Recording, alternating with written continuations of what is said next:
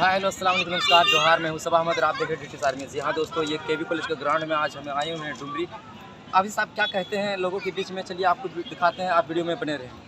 यहाँ पर एक विधायक साहब है, उन्होंने ये भी कह दिया था कि अगर मुझे कोई इबादत गाह बनाना पड़े तो मैं अपना गुर्दा बेच दूंगा। कहा था ना, मैं अपना गुर्दा बेच दूंगा।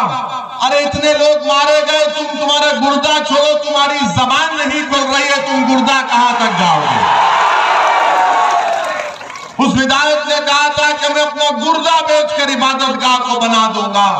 अरे तुम क्या बनाओगे हमको नहीं मालूम, मगर तुम झारखंड की जनता को तो बेवकूफ बना रहे हो। कब किया जाएगा? आज अगर ये सरकार सत्ता में है और इस सरकार का मुख्यमंत्री ये कहता है कि कोई मॉब लिंचिंग नहीं हुई है, तो फिर वाजिद अंसारी को एक इलेक्ट्रिक के पोल से बांधकर पीटा गया था चोरी के झूठे इल्जाम में। इसी साल अप्रैल 2023 में महू टोली में वाजिद अंसारी को मार दिया गया। गरवाहा जिले में अप्रैल 2023 में वसीम सज्जाद पुलिस कस्टडी में मर जाता है। हेमंत सोरेन साहब क्या सो रहे हैं? जागो और देखो कि तुम्हारे गरवा डिस्ट्रिक्ट में वसीम सज्जाद को कत्ल कर दिया गया। जमशेदपुर में 6 दुकानों को जो अल्पसंख्यक समाज मुसलमानों की थी उनको जला दिया गया। सरकार सेकुलर पार्टी की है, सरकार में कांग्रेस है, सरकार में राजद है और आपके राज में दुकानें जलती हैं। शमशाद अंसारी का कत्ल हो जाता है, मगर आप हमको गाली देते हैं। सत्ता में आप हैं, इल्जाम मौलाना मुबीन रजवी पर लगा दिया जाता है, इल्जाम मेरे सदर शाकिर पर लगा दिया जाता है कि ये बी टीम है। अरे बताओ, जब तुम सत्ता में हो तो तुमने इन दुकानों को जलने से क्यों नहीं बचाया? साहिल और मुदस्सिर को पुलिस की गोलियों ने खत्म कर दिया। यकीनन ये हमारे लिए शहीद हैं, मगर साहिल और मुदस्सिर से मिलने कौन गया था? मैं गया था साहिल और मुदस्सिर से मिलने के लिए। हम इसलिए नहीं गए थे कि हमको कोई सियासत करना था, हम इसलिए गए क्योंकि हमने उन बच्चों की तकलीफ को अपने दिलो दिमाग और अपने सीने में महसूस किया। इंसानियत अभी भी हम में जिंदा है, हम वहां पर गए थे। मगर बताओ, जो आज हम चुनाव लड़ रहे हैं तो उनको गाली दे रहे हैं। अरे 16 साल का शहबाज खान जो ट्यूशन लेकर अपने घर को वापस आ रहा था, तो किसने गरवाहा में उसको गोली मारकर कत्ल कर दिया गया और झाड़ियों में उसकी लाश को फेंक दिया गया। बताइए हेमंत सोरेन साहब, बताओ कांग्रेस के लोगों, तुम सत्ता में हो, मैं सत्ता में नहीं हूं, किसने मारा 16 साल के शहबाज खान को? और फिर क्या ये बात सच नहीं है कि बीजेपी के एक पूर्व विधायक जिनका नाम जरमुंडी देवेंद्र कुंवर है, तौसीफ नामी बच्चे को उठक बैठक कराया, उसको थूका उसके मुंह पर? क्या किया तुमने बताओ? आज तुम हमको गाली देते हो कि सदुद्दीन ओवैसी आएगा और भड़काऊ भाषण देगा। मेरी इज्जतदार मां और बहनों, अशफाक खान के बारे में हमने बता दिया आपको। यही गिरिज में मोहम्मद कैफी और मोहम्मद आसिफ को किसने पीट कर मार दिया कि ये तस्करी का काम कर रहे थे? क्या हेमंत सोरेन को मोहम्मद कैफी और मोहम्मद आसिफ के बारे में भी नहीं मालूम, जिनको मार कर उनका कत्ल कर दिया गया? 8 मार्च 2021 को सचिन नामी एक 22 साल बच्चे को चोरी के इल्जाम में पकड़कर कत्ल कर दिया गया। अंगारा रांची में 27 साल मुबारक खान को पीट कर उसकी जान ले ली गई, उसी तरह लाइट के पोल से बांधकर। और हेमंत सोरेन को शायद नहीं मालूम कि मुबारक खान भी मार दिया गया। मेरे अजीज दोस्तों, जमशेदपुर में नौशाद को पुलिस कस्टडी में उसकी मौत हो जाती है। 10 अगस्त को नौशाद को उठाया जाता है। मेरी इज्जतदार माँ और बहनों, आप जानते हैं कि जब तबरेज अंसारी को मारा गया था, मैंने खुद तबरेज अंसारी की बेवा से मुलाकात की थी। क्या उस वक्त कौन सा मामला था? हमको तकलीफ हुई कि एक नौजवान बच्ची बेवा हो गई है। मुदस्सिर और साहिल की क्या मामला था? हम के घर को गए थे। मेरी इज्जतदार माँ और बहनों, मेरे बुजुर्गों, आपने यहाँ पर झारखंड में 4 अल्पसंख्यक मुसलमान समाज के एमएलए को आपने कामयाब किया। इतने वाकयात होते हैं। अरे जमतारा से यहाँ पर आपने एक मुस्लिम विधायक को कामयाब किया, और अभी हमको बताया गया कि हफीजुल हसन साहब भी फिर रहे हैं। 4 आपके एमएलए हैं। आपने इतनी हिम्मत नहीं हुई कि आपने इन जुल्मों के खिलाफ आवाज उठाते। आपने गीरत क्यों नहीं जागी कि आपको अगर कामयाब किया तो क्यों कामयाब किया? क्या तुमको कामयाब इसलिए तो नहीं किया कि तुम हेमंत सोरेन के सामने अपने सर को झुकाकर गुलामी करो? तुमको कामयाब इसलिए किया कि तुम गरीब और मजलूमों पर जब जुल्म होगा तो तुम उनकी आवाज बनोगे। तुम सरकार में बैठकर तुम अगर मंत्री बन गए हो तो तुम समझ रहे हो कि तुमको बहुत बड़ा मुकाम मिल गया। अरे जब अल्लाह ने तुमको मुकाम दिया तो तुम उस मुकाम को इस्तेमाल करो गरीबों के इंसाफ के लिए। मगर इतने लोगों को मार दिया गया और यहाँ पर हेमंत सोरेन की सरकार इस पर कोई कार्रवाई नहीं करती है।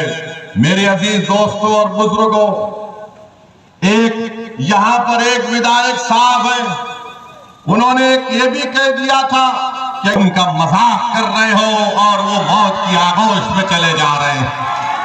मेरे अजीज दोस्तों और बुजुर्गों, आप देखते हैं कि बोकारो में, चक्रधरपुर में क्या क्या तकारीर नहीं की गई थी, क्या क्या भाषण नहीं दिया गया था।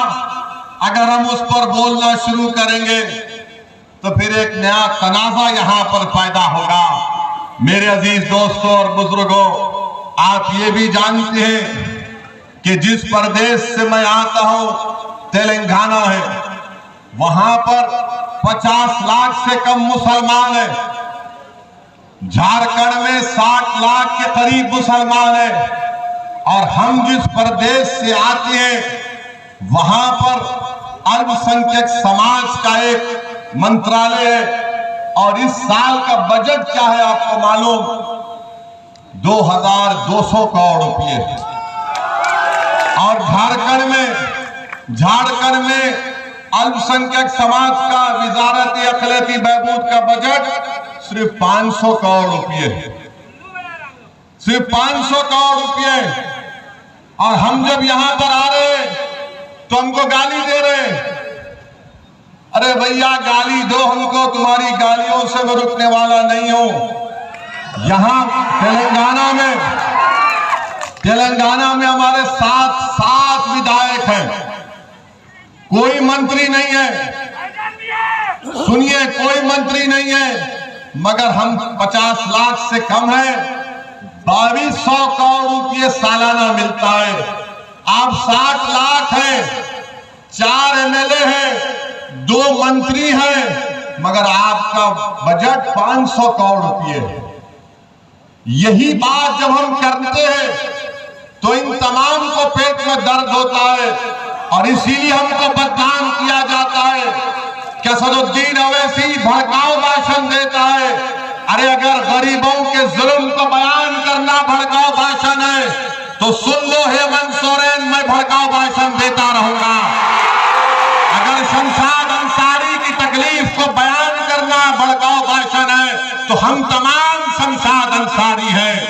अगर हमारी बहन और हमारी माँ बैठी भी है, उनके बेटे और औलाद के लिए इंसाफ की बात करना अगर भड़काऊ भाषण है तो मुझे फक्र है कि अल्लाह ने मुझे भड़काऊ भाषण बोलने की सलाहियत दी। मगर आप बताओ, आपने क्या किया? यहाँ पर चुनाव जब आता है तो ओवैसी का डर दिखाते हैं कि अगर ओवैसी को वोट देंगे, मजलिस को वोट देंगे तो बीजेपी जीत जाएगी। और आप मासूम लोग सिर्फ वोट डालते हराने के लिए, अरे कभी अपने दिलों पर हाथ रखकर सोचो। कभी जब तुम अपने घर में जाकर बैठते हो तो अपने दिल से पूछो कि मैं क्या सिर्फ इनको वोट डालने के लिए पैदा हुआ हूं? क्या तुम सिर्फ वोट डालने के लिए पैदा हुए? तुम वोट नहीं ले सकते। आप 50 साल से वोट दे रहे हैं। आपके दादा ने वोट दिया, आपके दादा ने अपनी जवानी को बर्बाद कर दिया, अपने बुढ़ापे को बर्बाद कर दिया, आपके बाप ने अपने बचपन को खोया, सिसक सिसक कर तुम्हारा बाप मर गया, तुमने उनको वोट दिया। अब तुम हो और तुमसे भी यही कहा जा रहा है कि जिस तरह तुम्हारे बाप और दादा ने वोट दिया तुम उसी तरह चलो। नहीं मेरे नौजवान साथियों, तुम्हारे बाप दादा के पास विकल्प नहीं था। वो हालत मजबूरी में लोगों का साथ देते थे। आज तुम्हारे दरमियान में एक दीवानों की पार्टी खड़ी हुई है जो किसी के बाप को सुनने वाली नहीं है। तो मेरी आपसे गुजारिश है कि आप अपना वोट 5 सितंबर के दिन मजलिस इत्तेहादुल मुस्लिमीन को दीजिए। मेरे अजीज दोस्तों और बुजुर्गों, केंद्र की सरकार बीजेपी की है। आपको जानकर तकलीफ होगी कि 2020 और 21 से झारखंड की सरकार को अल्पसंख्यक समाज के विकास के लिए एक स्कीम है MSDP, PMJV के, जो केंद्र की सेंट्रल गवर्नमेंट से आती है। झारखंड की सरकार को 155 करोड़ रुपए दिए गए। कितने? 155 करोड़ रुपए दिए गए। ये हेमंत सोरेन ने उसमें से सिर्फ 5 करोड़ रुपए खर्चा किए। 155 करोड़ में स्कूल की बिल्डिंग बननी चाहिए थी, रोड बनना चाहिए था जहां पर अल्पसंख्यक समाज रहता है, मुसलमान, जहां पर ईसाई रहते हैं, मगर इन्होंने उसमें से 5 करोड़ रुपए खर्चा किए। बोरवेल डालना चाहिए था, कॉलेज की बिल्डिंग बनना चाहिए था। अब बताओ इसमें ओवैसी कहां से आ गया? 155 करोड़ में सिर्फ 5 करोड़ रुपए खर्चा करते हैं और यहां पर आकर ये हेमंत सोरेन के मंत्री कहते हैं कि मौलाना मुबीन रजवी भेड़िया है। मेरे अजीज दोस्तों और बुजुर्गों, जिसने मौलाना मुबीन रजवी को सुदीप कुमार सोनी ने भेड़िया कहा। सुदीप कुमार सोनी साहब, हमारे चेहरे पर दाढ़ी है, हमारा नाम मुबीन रिजवी है, हमारे सर पर टोपी है, हमारा दीन इस्लाम है, तो हम भेड़िए हो गए, बौखला गए। तो फिर तुम्हारी पार्टी में जितने मुसलमान हैं वो क्या है बताओ? अगर जिसका नाम मुबीन रजवी भेड़िया है तो सुदीप कुमार जो तुम्हारी पार्टी में जो लोग तुम्हारी चमचागिरी करते हैं वो क्या है बताओ? और याद रखो, भेड़िया शेर को भी खा लेता है, समझे ना? अगर तुम भेड़िया बोल रहे बोलो, जितना बोलते बोलो, मगर तुम्हारे जहन में जो जहर भरा हुआ है वो तुम्हारी जबान पर आ ही गया कि तुम हर मुबीन को भेड़िया कहते हो, तुम हर मुबीन को भेड़िया कहते हो। अगर तुम इंसान हो तो चलो शमशाद अंसारी के घर को जाकर दिखाओ। तुम में हिम्मत है तो चलो आओ, मगर तुम नहीं जाओगे। जिसके चेहरे पर दाढ़ी है, सर पर टोपी है, वो भेड़िया हो जाता है। ठीक है, सुदीप कुमार, जब तुम्हारा चुनाव आएगा तो भेड़िए तुमको बताएंगे कैसा शिकार होता है। मेरे अजीज दोस्तों और बुजुर्गों, फिर यहां पर आप देखते हैं कि यहां पर आपने देख लिया कि गिरिज में 41 लाख की आबादी है।